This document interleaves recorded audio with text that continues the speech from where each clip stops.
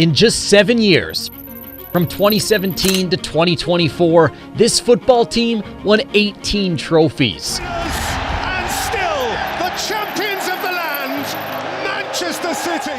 It looked like they were about to start a dynasty and even dominate for the next 7 years as well. It showed no signs of stopping, but fast forward to their recent form, it's hard to believe that it's the same team. The defending, fragile. The finishing, toothless. The aura, gone.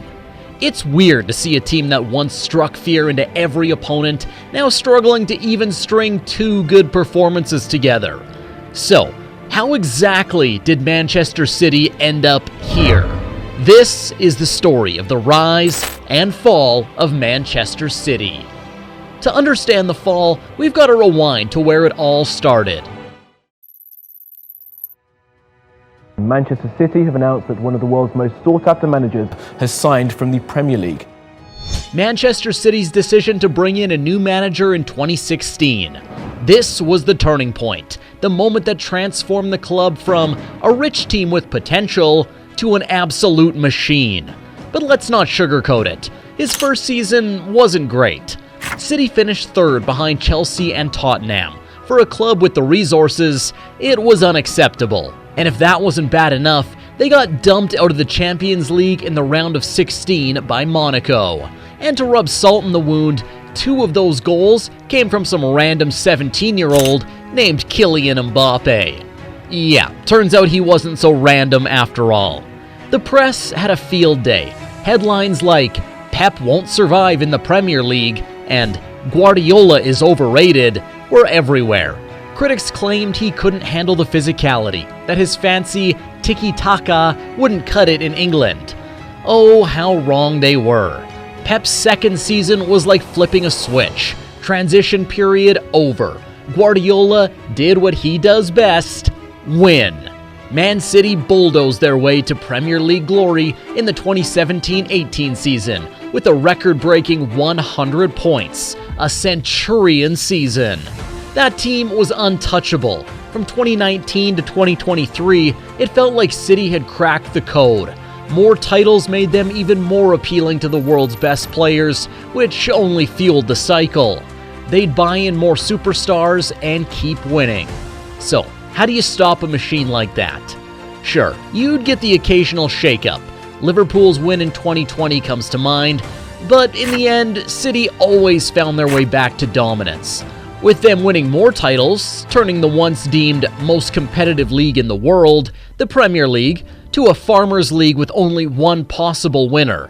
It's like winning was just in their DNA. Just like ScoreFlix's DNA to keep providing good content. So hit that like and subscribe button and turn on notifications to our channel to join our winning cause. Despite all their dominance, one trophy eluded them: the Champions League. Rivals mocked them. Oil money can't buy Europe. Year after year, heartbreak followed. Near misses, slip-ups. The bottlers tag stuck. But 2023 changed everything. Haaland was a machine. De Bruyne a magician. City stormed through Europe relentlessly. Then came Istanbul, the final against Inter Milan. Despite the stalemate from both teams, Rodri's stroke broke the deadlock. When the whistle blew, and They've done it! history was made. City had done it. Champions of Europe at last. The narrative was written. Manchester City weren't just dominant, they were untouchable. Or so we thought. Every empire has its breaking point. For Manchester City, that moment might be now.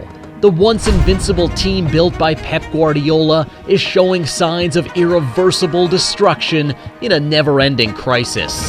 Defensively, they're a mess. The backline, once a fortress, has turned into a revolving door. Conceding 23 goals in 10 games is the kind of stats that gets mid-table managers sacked, let alone one of the greatest to ever do it. I mean, just look at this shocking mistake Nunez made in the Manchester Derby. Not only did he provide Man City's Amad Diallo a perfectly weighted ball, he also clipped his foot to give away a penalty. 2-in-1 gift to United. But this is no coincidence, for one of the main reasons City are so bad recently is because they're missing a star player. Just 2 months ago, City celebrated its first ever Ballon d'Or winner, Rodrigo Hernandez, better known as just Rodri. And him, without a doubt, stands out as the most important player in the City lineup.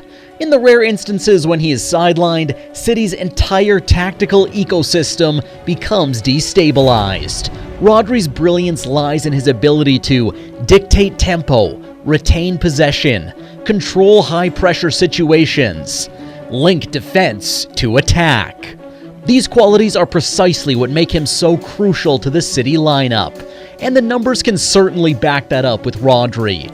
City maintains an average 62% possession and concedes fewer than 0.6 goals per game. Without him, these numbers dramatically shift. And a dramatic shift they did because City's midfield anchor collected his Ballon d'Or in crutches. Since that Rodri ACL injury in late September, no one in the entire Premier League has had fewer points per game since the start of November than City. But it's not just Rodri. Injuries to Stones and Akanji haven't helped either. But even with key players missing, a team of this caliber shouldn't crumble like this. They've blown away leads, like the late collapse against Crystal Palace and Feyenoord, and have looked vulnerable against teams they used to destroy with ease. And the attack isn't bailing them out either. Sure, they're creating chances, but finishing them feels like they're trying to score a hockey goal. Erling Haaland, once the machine who scored for fun, suddenly can't hit the target in big moments. Or any at the moment, actually. His misses are piling up, and with them, the pressure on the entire squad. Kevin De Bruyne has been far from his best. Jack Grealish has been ineffective, and the spark that used to define City's attack has completely fizzled out. The true test of champions isn't just how they handle success, but how they react when faced with failure. Losses can be a shock to the system, and it is fair to say that they have not reacted well. Manchester City, of course, as a team, have had their fair share of bad form, but ended up turning things around to at least finish second in the Prem. But this time, it's so much different. The 24-25 season so far has exposed City's worst run of form since 2006. It has been over 19 years since City had gone through anything remotely close to the crisis they're facing now. Remember Pep's first season in 16-17? Yeah, where they are now is way worse. The mood around the club has hit rock bottom. Pep Guardiola, who used to have all the answers, now looks like a depressed, middle-aged man. His frustration boiled over recently when he bizarrely tried to confront a fan in the stands. Well, mate, just because you lost.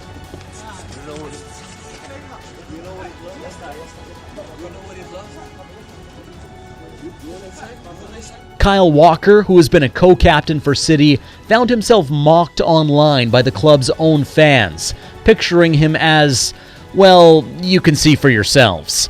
And it hit him hard. This kind of criticism, especially from your own supporters, is the last thing a player wants to deal with during a rough season.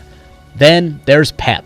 The same Pep Guardiola who built this empire is now caught in a battle of egos and emotions. After a demoralizing loss at Anfield, when Liverpool fans taunted him with chants of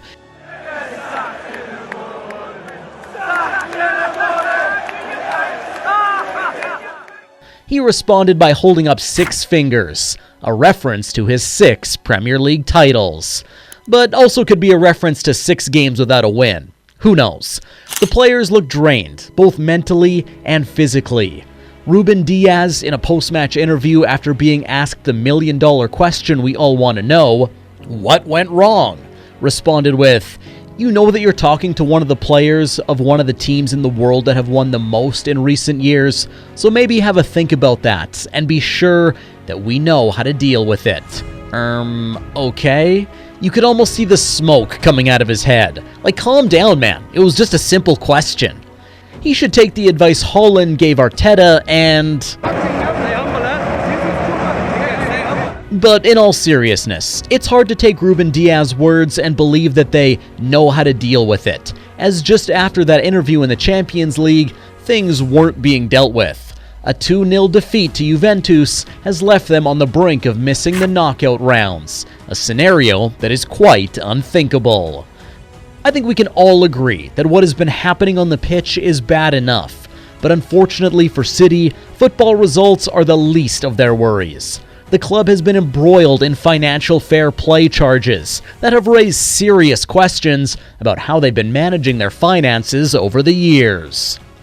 Allegations of inflating income, secret contracts for managers, and evading proper financial scrutiny have all come to light.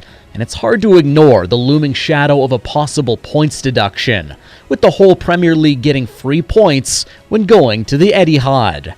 You're telling me they will also get deducted points? But this action is really incredible. The fall of Manchester City has been nothing short of shocking. A team that once seemed invincible, collecting trophies like clockwork and dismantling opponents with ease, now looks completely lost, almost as if they've become allergic to winning. Watching them recently has become painful, so why not watch this next one instead? And I'll see you there.